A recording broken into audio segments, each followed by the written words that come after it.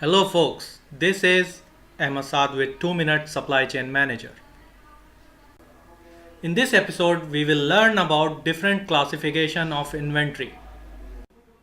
Inventory or stock consists of all goods and material that are stored by an organization for the purpose of production and serving the customer.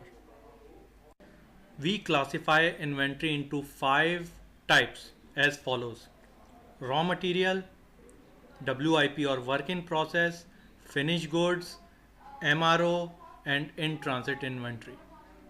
Now let's discuss all these types in detail. Raw material includes parts, assemblies, sub-assemblies, chemicals, and other consumable which are the ingredients of the product but not yet used. Work in process are the goods which are on various stages of completion but not yet completed. Finished good inventory is the ready to be used product which is not yet shipped. MRO stands for maintenance, repair and overhaul. So in short, all those parts, chemical and other spares which are used to upkeep the equipment and workplace are fall under this umbrella.